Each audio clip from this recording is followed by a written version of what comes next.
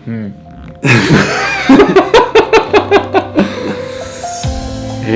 Huh.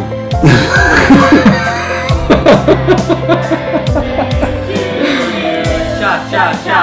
Happy birthday to you. Cha cha cha. Happy birthday, dear Dad. Happy birthday to you. Cha cha cha. All the way to China. Hiya! Eat more candy. There's this short story by Somerset Maugham, and he tells about this woman, and everyone thinks she's got the greatest sense of humor ever, and they go, oh, she's so witty, she's so smart. She really did not have a great sense of humor. She would speak the truth, and because it was so shocking, everyone thought it was really funny.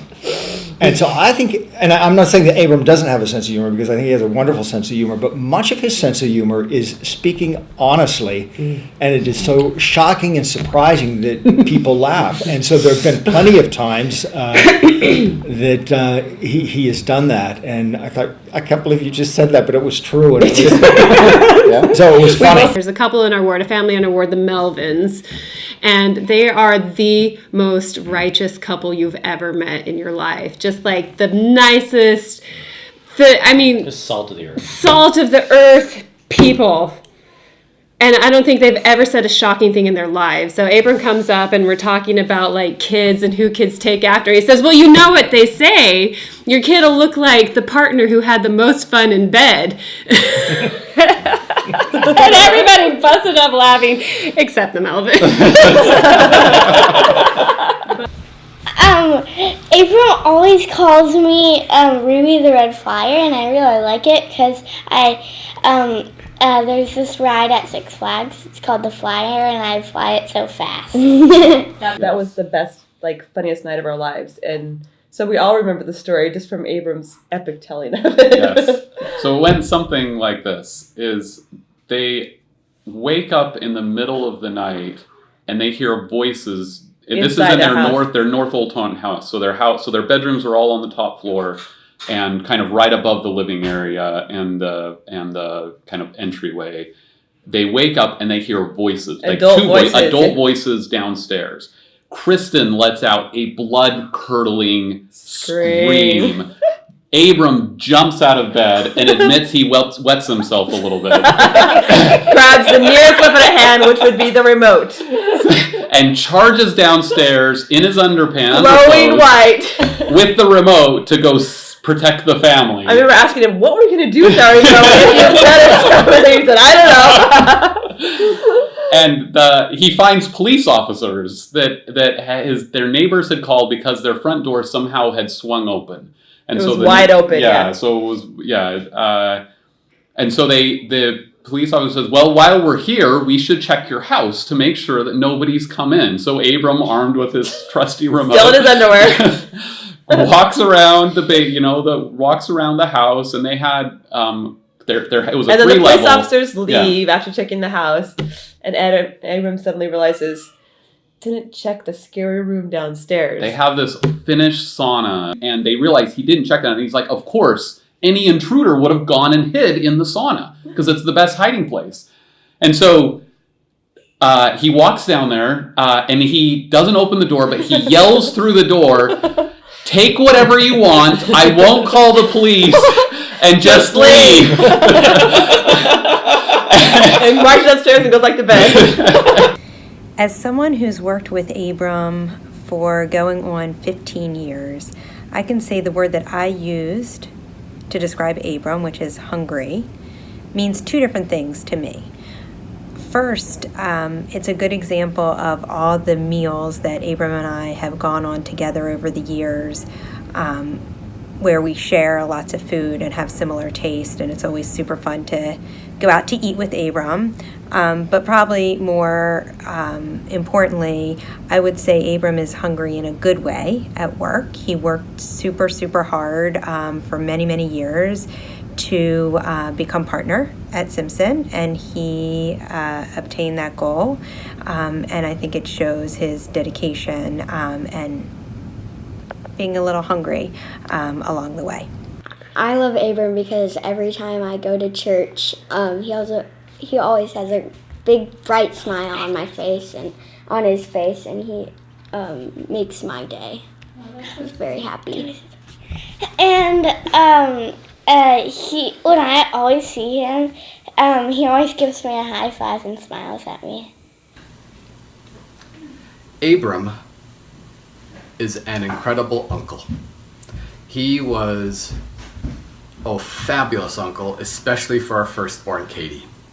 When Katie was just a little girl, aged 2 to 4, she loved having time with Uncle Abram, who at that time was not yet married, going to graduate school here in DC, and he would come and pick her up and they'd go out and have a day on the town. And Katie loved those experiences and helped me appreciate that Abram has a lot to give to young children especially, and is a wonderful father, and that's clearly seen in the way he parents his children. I love you, Abram. We were at Katie's reception, and we were just cleaning up, and we had some activities for the kids, and it's like we played musical chairs, and Uncle Abram was doing the music, and sometimes he was singing along, and then that's when he got into it, and he did some funny dances. Yeah? How did he dance? Like this. Because making totems is one of Abram's favorite activities, we thought that we would rank Abram and tell you all the things that he is the best at. He's clearly the #1 ranker. Right. Hey, Kate, who's your favorite kid? Stupid questions get stupid answers. He's clearly a Cougar fan, just not a BYU Cougar. Clearly a great nickname generator. Salty. Top at identifying the line and then stepping right over it. He's definitely the top speedboat captain. It only takes him a couple of times to dock. Not even allowed? Oh, geez. He's clearly the #1 instigator of marital discord through super inappropriate questions. Yeah, like, which one of your wife's best friends looks best in a bikini? Of course.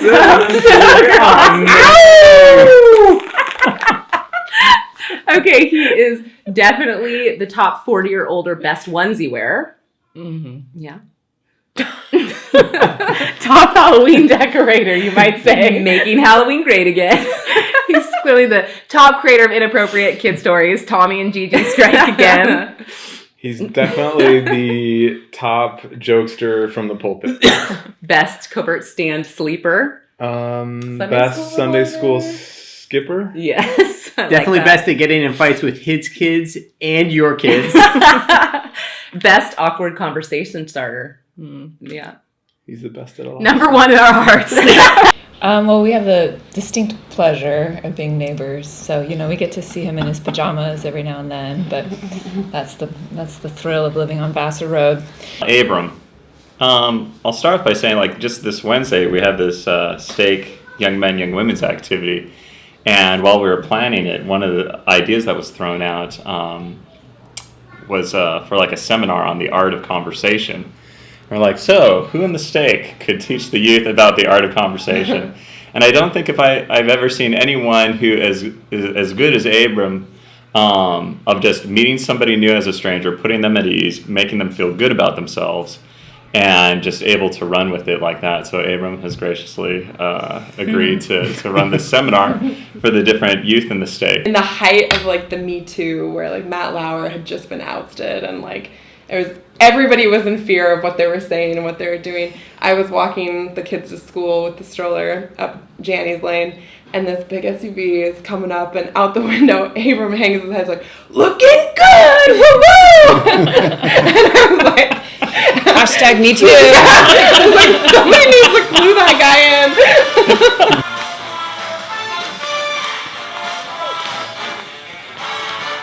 Well, Abram Ellis, he had them 40 jokes, and he also had $1 million. Catch him without a Diet Coke, and you'll find yourself a stroke of luck. He's got some stories in his corner now. Tell me guys, and them so sad. Abram's got some punch pizzazz now, 'cause he's our best friend's dad. We'll say, Mr. Ellis, sir, what will your order be? Take us to Carlisle right now, and you'll always have a friend like me. Happy birthday! I think the world is just a better place because Abram is so happy. I think the world needs a lot more people who are super intelligent but don't take themselves too seriously. Know when to laugh, know when to be a little bit irreverent, know when to be fun, know when to poke fun at themselves. And I think Abram characterizes that perfectly and is an awesome example for all of us. So when me and Max were little and we would like cross the street without looking or something, my dad made up this a fake brother, and his name was Tommy. He was older than Max. And he would say like, oh yeah, Tommy died when he didn't look both ways to cross the road. And then we kept being like, what? And then he ended up just, we would convince him to just make up funny stories about it. And then one day, my dad was talking to my cousin about it, and she's like, who's Tommy? And Leo said, and he's, oh, it's their fake pretend brother. And Leo's like, wait, Tommy's not real? We were walking up to do some stupid thing. I don't remember what it was, but this girl and her dad were also walking up, and my dad was like, "Oh, who's that?" And I was like, "I don't know her. She's not in my class." And he was like, "Oh, don't be shy." And we walked up, and I just followed him because like, well. And then when we walked up, he was like, "Hi, I'm Max's dad." And she was like, "Who are you?" I was like, "Dad, she's not in my class." And he's like, "Oh, well, nice to meet you." I needed to walk inside. Inside, you're like, oh yeah? Go ahead, Peter. Buy the Max and Xbox. Buying the Xbox? That was why you're most proud of him? Yeah. Something that your dad always says. Oh, it's not a competition. If it was. What else? What are other things he always says? Yeah. No. He used to always, so my dad would make up songs for us to remember our names and stuff like that. And we were coming up with Peter's. And yeah, I remember that. It was I forgot how it went, but like, do you remember what Peter Baby? What Peter baby? What Peter baby? What? A B I V A Aviva. Aviva, yes! No, you gotta sing it like that. L to the T. Leo to the title, it's Leo, my boy! Maxwell Jeremy, Maxwell Jeremy, Ellis! Maxwell Jeremy, Maxwell Jeremy, Ellis. How about Monica? Monica. We used to have a cleaner that we don't have now, but we made him a song because he has such a great name. Yes. Monica. Everyone loves a name like Monica. Oh, I think he's an amazing father. I mean, his kids absolutely adore him. Might spoil them a little, but that's his prerogative. He's their father. But, I mean, they're always asking when he's going to be home. And Aviva in particular, she just wants to know. She'll call him, she'll text him, wanting to know when he's there. But they're all that way. They all adore their dad, and I'm just very grateful for that.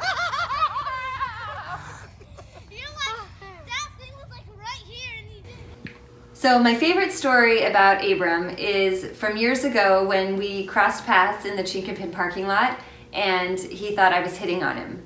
And it's a funny story. You'll have to ask him about it, but it makes me laugh every time I think about it. One of my favorite stories of Abram is when the Hales and the Ellises used to, and I underscore used to, host the New Year's Eve celebration at their homes.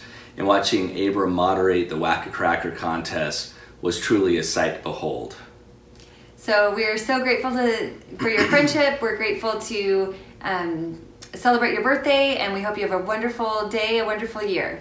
Here's to another year of book club and all of us enduring your liberal book selections. We love you, Abram. Happy birthday. Happy birthday. What's something nice that Uncle Abram does? What do you think? Getting us duck donuts. Getting you duck donuts? Do you like duck donuts? Is that so nice of Uncle Abram? That is. In one with original New Year's Eve parties, like the initial iterations, they were smaller, and the newlywed game was usually part of them. And who was the question generator but our beloved Abram Ellis? And so I still remember the look of shock and awe on everyone's faces when the question was, which of your wife's friends would look best in a bikini? So clearly all the men start thinking, like, what's the best and least inappropriate way to answer this question? But the least among us ended up getting suckered in the most. Mary, do you want to tell what Seth said? Well, so everybody else goes for the low-hanging fruit. Yes. Which was? Brooke Studdard. Right? I mean, that's pretty easy. Everybody, you know, or was it Holly? I think Holly was in there. I think Holly was in there too. So then poor Seth, we get to him and he says his secretary, who Christy doesn't actually really know. So he's like, well, I thought it was better because she didn't know her. I thought it'd be worse to do one of her friends. Like, no, you just picked the obvious blonde bombshell, Yes. not your secretary. So thank you, Abram. For bringing us a great moment of joy. And for bringing them marital discord for the next 10 years. They're still not over it. In terms of athleticism, Abram as a young man loved basketball, and he loved basketball, and he loved Scottie Pippen. And I think Abram was almost as athletic as Scottie Pippen. He could bring it on a basketball court, and he did for many years.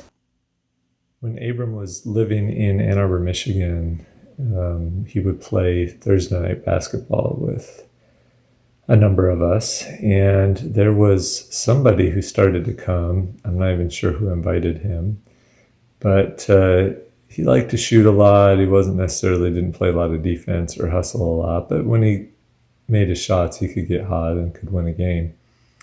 When he wasn't, it was kind of annoying to have on your team. And Abram decided that he was going to start guarding him. And Abram never left him. In Hoosiers, the coach says, I want to know what flavor gum he's chewing. And I think Abram could have told you. And the guy would get so annoyed at how hard he would play defense that he would start visibly showing it.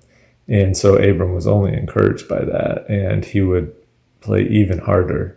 And not only did he want to win the game, but he enjoyed driving this guy insane.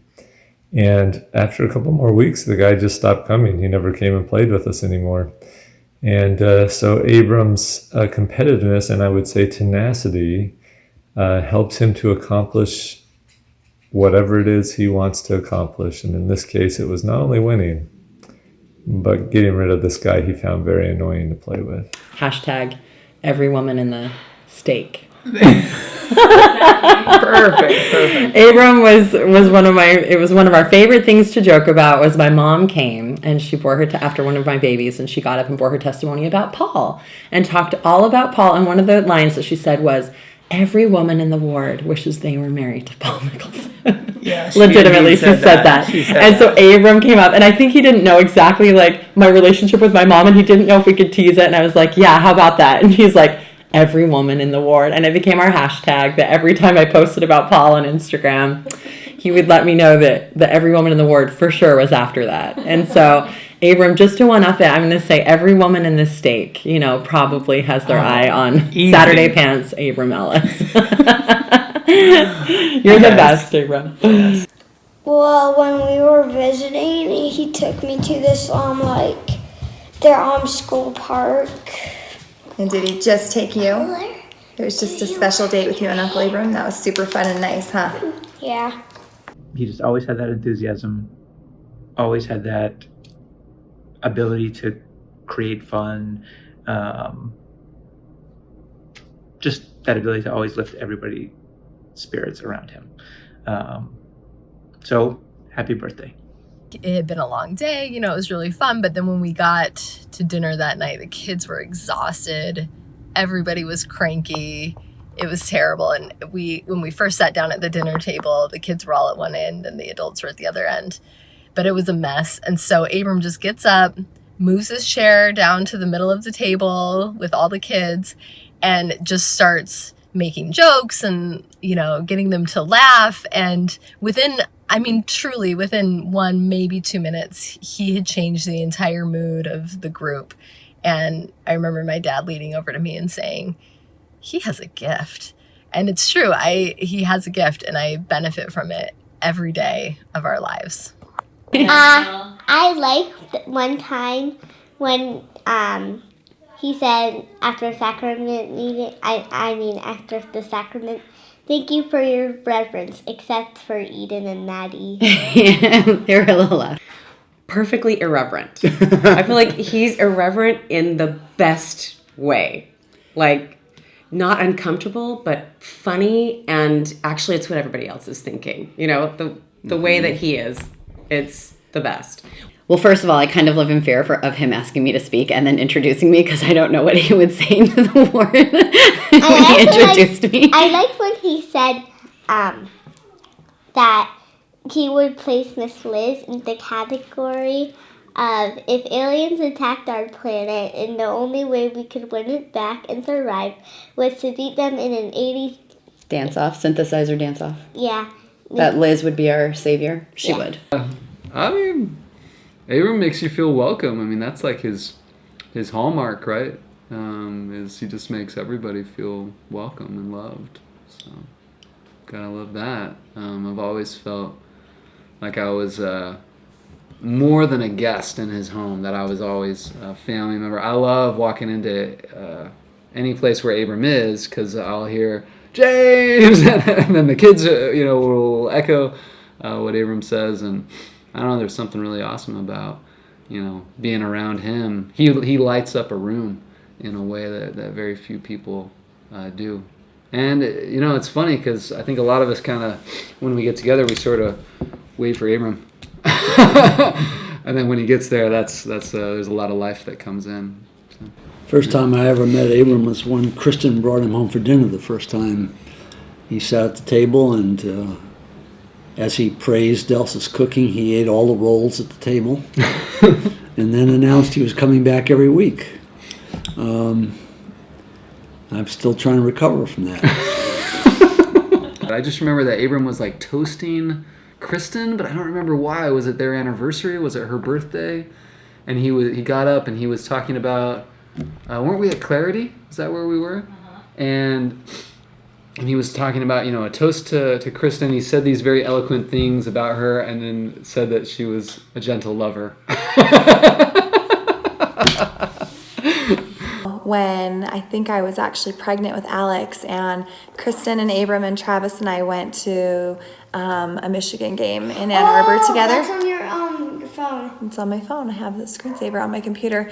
And I don't remember like specific things that happened or that we talked about, but I just remember having seriously one of the best times like ever at the game with them. I think we just like laughed a ton. We had some rowdy fans behind us, and I don't know, I think we were just kind of joking around about the whole time, and I just remember being really, really happy that day. It's a really happy memory for me that I had, and we got to spend it with Abram and Kristen, so that's a memory that I have that I feel like brings me a lot of joy, and also an example of Abram bringing joy to others. A few years ago, we had a close family member having a crisis of faith, compounded by some other concerns. But it really rocked the whole family, kind of extended family. And so I emailed to, maybe there was a third person, for advice on what I should do. And one of those was Abram. And the email that I got back was so powerful, and in part because it was genuine and it was very real on the way that he exercises faith despite having questions and doubts himself. And it was unbelievable, that email. I've used it in maybe a half a dozen talks since then, sacrament reading talks and lessons and things. And that to me is one thing I love about Abram and appreciate his example is his powerful, sincere testimony. And even though even though he is not quiet about his questions or criticism or cynicism often, I think even in spite of all of that, and what makes me appreciate his testimony even more is because I've heard that from him and heard some of his questions, that he's able to express such strong faith and have such a strong foundation that's really an example for me. I can't think of anyone that I would have rather served with as a counselor. I don't know if it was yin and yang or what it was, but every bishopric meeting, when any issue would come up, I could count on Abram giving the opposing view. When I prayed on who should be my counselor, I could not believe the impression that I got. It's like, no way, Abram? But let me tell you, I think this is one of the best decisions I made. He's been I've gotten to know more, obviously serving with him, and we are friends, and we do book club together. So, but knowing Abram and knowing how much he cares and his honest commitment, devotion to his family and to the word and to the gospel is really something that it's just wonderful, a testimony builder. And I just love him so much. And I know he loves me, even though we may come at things from very different perspectives, but we were both so grateful that at the end of the day, Bishop got to make the decision. So we got to go back and forth. And, sometimes I think I just would take the hardline conservative view because I love to hear Abram react to it. And I'm pretty sure he would do the same, though I think his beliefs are genuine.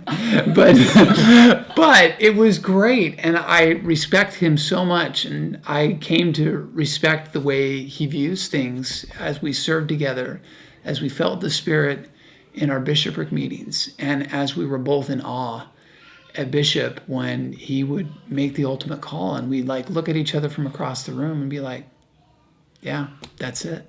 That's the right move. Yeah. He is a counselor and a friend to make sure that Bishop doesn't go off too wild. Only when he wants me to go wild, and then he pushes me over the edge. And that I appreciate it too. And I can't say enough about how much he cares for other people, that it's not even obvious to members of the ward or even people that he's around maybe, but he's truly he cares about them, and he shows that with action, and nobody knows that but maybe me and Kristen. When I went to visit them with my 3 kids in Washington, D.C., I drove out there by myself, and Kristen and I would play the day away, and one night when Abram was home from work, they were going to watch their favorite TV show. But the only TV they had in the house was in their bedroom. So they invited me to join them in their bedroom and watch this TV show. And we all laid on the king bed and watched this TV show. And it was so fun. We just laughed the night away. One word that describes Abram Ellis is, what? What? A story that encapsulates the word that I shared is that when Abram was on an extended family photo scavenger hunt in which my teenage daughter was on his team, he and my brother Travis decided that it would be a good idea to streak across the beach to get one of the required photos. What? What? The world is a better place because Abram was born, because he makes people around him happy, because he loves his family, and because he builds unity, just to name a few reasons. Abram does many things that are meaningful in my life, but the first thing that came to mind is that he always asks me questions about my life with genuine interest, and so I know that he cares. Happy birthday, Abram, with lots of love. Abram is just so generous, and cash burns a hole in his pocket. So if you're with him and he has money in his pocket, he's going to spend it, and chances are that he's going to spend it on anyone who's around him. In fact, I remember when we were younger once, he was out with his friends. I think he was in high school, and he went out with his friends one evening, and when he came home, they had gone to the mall, and he had bought me a bunch of stuff. He came home with some purchases for me from the Disney store at the time that I had wanted. And that's just one example of how Abram is generous. You were always a sweet, gentle, good little boy. And I remember one year for Christmas, you gave to your sister as a Christmas gift that you would carry her musical instrument home from school. You walked, and it was almost 2 miles, and you walked to school and you walked home every day, and you were going to carry your own instrument and you were going to carry hers as well as whatever else you were taking to school. One of you had a French horn. I think it was you, but I'm just sort of blanked on what the instruments were, but I know one of them was a big French horn. I don't remember what the other one was. But you were just generous, and you did that every day till June, from Christmas to June, as part of your Christmas gift. And it was very generous, and you did it without complaining or any regrets. And you've been very generous with us, and you've been generous with many others, I know. And some I don't know the details, but I know enough to know that you're a very generous person. And it's one of the many things I love about you, Abram. Happy birthday. Funny and open, because he's always open to help us. He always comes up and welcomes you to Oh, sacrament yeah. meeting. Yeah, okay. Yeah. Like he has a one-man welcoming committee in sacrament meeting. What does that mean? He just, before sacrament meeting starts, Abram is the member of the bishopric who's going up and down the rows and welcoming every single person by name, complimenting the kids. Like he follows everyone on Instagram or just gets his information in different ways and asks the kids about their soccer games, about their swim meets. Like he's invested. Yeah. That's pretty. My favorite things is when I'm sitting at church and the meeting hasn't started yet, and I'll just be, it's kind of quiet, and then I'll hear one of the African ladies in the back just burst into like peals of laughter. And I love that sound because I know when I turn around, Abram's gonna be back there talking to everybody and making them laugh. And it's just one of my favorite things. I don't know what it is about that, but I love how Abram can make people happy. I feel like Abram has always been very generous with our family as well as other people. There have been times when he and Kristen have taken family members into his home and made them feel loved and cared for. There's been times when he has literally got in the car and drove for 12 hours to keep Bob and I from having to make that trip. Well, against all my instincts, I'd like to tell a positive story about Abram. Because we love to laugh at Abram, but recently in our family we had a challenge come up, and it was an extreme difficulty for Dulce and I. And all of a sudden Abram called and said, well, I'd be willing to drive for 6 hours one way and 6 hours another in order to help you solve this problem. And it absolutely melted our hearts. And it demonstrates something that we don't talk about when we make these kinds of films about someone like Abram. And that is, I think Abram has a beautiful heart. And I think Abram's easy to love because of it.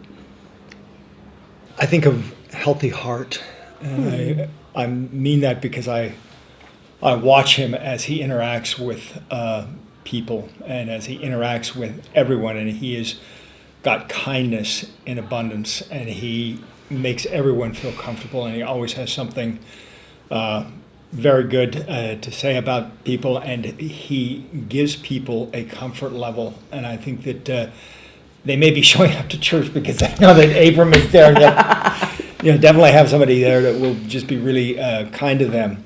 And I'll tell you a story. When I was, I was coming to church in Alexandria, and I had gone through this horrific divorce, and I was I was wounded and I could not hardly do anything socially. And I felt like I was just almost really limited. And Abram he would reach out to me, and he would, if I taught a lesson, he'd say, kind words, or he made me feel good. And then Kristen actually asked if I could help in nursery, which I thought, wow, that's really nice. I said, are you sure? I said, are you going to protect me? Because I don't want people being mean, because what's he doing in there? Yeah, I think he's a creep. And so that's what I was afraid of. And she says, you'll be fine. If anybody says anything to you, you tell me.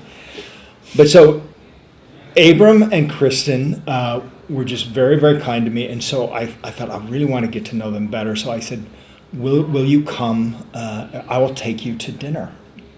Would you come to dinner? And I picked the best restaurant in Alexandria so that they would say yes, because I was afraid they would say no. So we went, and we had just this wonderful evening, and it was like we laughed, and a lot of laughing at me, I think, but because of what I told them. But it was just a wonderful evening, and it was healing, and that to me is Abram. He has that non-judgmental, embracing everyone, accepting everyone for whatever your story is or whatever your past is, and that's healing. That's healing, and I think he's got a healthy heart. I think that he has like this really powerful heart that is capable of just amazing things with people. I think it was Christmas Eve, and Abram reached out and invited us over to their home to spend Christmas Eve with them. And I look at that point, and I think that's really the beginning of our friendship. And it meant a lot to us that the Ellises and the Abram, that they thought of us and invited us over at that point. I think it was at some point after they left, Abram, I can't remember if it was Abram or Kristen, but they came to us and they're like, oh, when we heard that your sister was moving, we thought they're going to need friends, and it was true. We did need friends, and we will always appreciate that. We've spent Christmas with them from here on out, and their Christmas gatherings just get bigger and bigger because they're just always reaching out. It was around April conference, maybe a year ago, not quite a year ago, and we were at Deep Creek with the Ellises, and we went on this hike to this waterfall. And it was a little icy, right? But not that bad. It was a little icy. And I had never seen this side of Abram before, but just how cautious he is.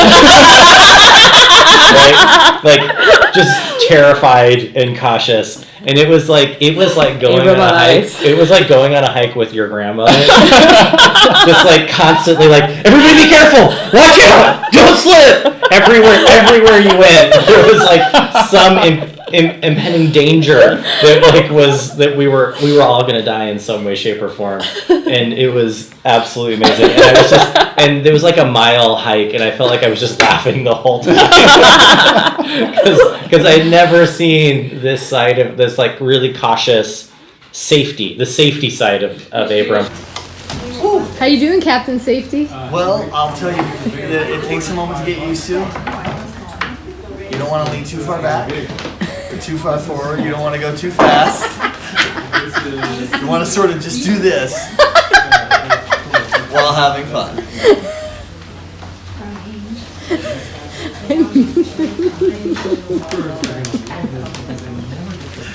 thing that I actually love about when Abram conducts is that he is really good at unifying people, and he's really good at giving people an identity. And I see that with his family. Like, the Ellis kids know what the Ellis family stands for. They know what the Ellis family does. And he absolutely translates that to our ward family and always talks about the Alexandria Third Ward and who we are as a ward and what we stand for as a ward and how we treat each other as a ward. And when he says that, I look around and I feel like everyone's nodding in agreement, yes, this is who we are and this is what we do. But I think there's a lot of power in the fact that he articulates it for us. How does he do that? How did he, he read the scriptures about the people at the Waters of Mormon and one time, and then talked about and then translated it to our word, right? And like next to the waters of the Potomac River, and the way that the people there felt about each other and the way that our ward feels about each other. And he just slips it in as he's conducting. It's never a talk or what have you. It's just he very much is able to convey what our ward wants to be, what we aspire to be, but he tells us that we are. And then I feel like we live it because we've heard it, if that makes sense. It's really powerful. Kind of going along with what she said, but he also, is good at the personal. So he's really good at that kind of group, getting everybody involved. But then whenever we've needed help, he has, like when Steve had to get out and dig that fire pit in our backyard, Abram was the first person who came over and like stayed out there and stayed digging, sweating like a crazy man until the fire pit was done. So he also, does like quiet acts of helping people as well. He's not, he kind of does both. Mm-hmm. A couple that lived in our ward named the Stokers, they just moved like a year ago, Geraldine and David, and they had a little girl, and then they had a baby right before they moved. But David lost his job and was like unemployed while he was living here, but he decided to go back to school. So they were just kind of holding on to their lease, and then they were going to move so he could go back to school. And I would go walking with Geraldine a lot, and we would talk the whole time. And one time she was telling me about how she was going to the yard sales around in this neighborhood, and Abram was over at one of the houses too, and like her and David were like looking at the scooter for Johanna, their daughter, and like they ultimately decided not to get it or whatever, and they went home. Well, it was like just a couple hours later that there was like a buzz for their apartment number, and Abram was there with the scooter that they had looked at. And so it wasn't even like they asked him or anything, like he was just observant and knew their family situation. It was just so nice of him to not only buy it but bring it by, and anyway, she just was so happy about that. It's funny, that story reminded me, Abram was a home teacher for a sister who was over in Woodbine, completely bedridden. And one of these ladies who just always had a need, and Abram was so good about visiting her. Just very routinely went over, listened to her, was very patient with her, find out what she needed and try to help out. And it was funny because sometimes, like, I would go visit her and find out a whole new list of needs. I'd be like, Abram, have you heard this? And he's like, oh, okay, this is totally new. But very patient about it, and just really impressed with what a good friend he was for this lady who obviously did not get a lot of visitors, did not get a lot of friendly faces, but how much she appreciated Abram's visits. When our neighbor Jessica, her husband Jamie, was called to go to Afghanistan, and so he was leaving them for a year, and we lived in these townhouses, and our trash cans, to get them out, we had to pull them up this super steep slope. It was the worst chore in the whole world, and Abram and I hated it so much. Anyway, when he found out that Jamie was going to Afghanistan, he said to Jessica, I'm going to take your trash can out for the trash day every day or every week while Jamie's gone. And that is such a great example of Abram serving other people and making their lives better. Just watching him do that for her made me love him even more. I consider it as a gift to me is that he has always loved and had this commitment to love and care for Kristen, and he has. He's great with that. There's no doubt that he adores her and that he wants only the best for her, and there's just no greater gift that can be given to a mother than to have their spouse love them and treat them the way he treats Kristen. When I got pregnant with Peter, we were so tired. It had been 8 years of no sleep, and Abram was working like crazy, and anyway, for whatever reason, I don't know what drove him to do it, but he said to me, I will get up every morning with the kids. And he did, and it made a huge difference for me. It was like the greatest gift he's ever given me. We love you, Dad. We're so grateful that you work so hard for us every day. And that you are always there when we need your help, and we're grateful for you. I love you, Dad. Happy birthday. Happy birthday, Dad. I love how you're so kind and generous and so sweet to us. He is, I don't know, somebody you want and you can appreciate as your best friend. So I'm going to call him that. Best friend? Yeah. I was literally going to wear my sweatpants, my Saturday pants, and slippers and a robe because I'm always comfortable around Abram. Abram has a gift of making you feel special. Like, when you're talking to him, you just think like, oh wow, he really likes me. Like, I'm funny, or like, I'm on his good list or whatever. And then you realize like everybody is. Like, he makes everybody feel that way. And that's just such a talent to have, is to put people at ease and to make, he just makes everybody feel special. He's just a wonderful son. There is no one word to describe Abram. He's omni, meaning many, and that is my son.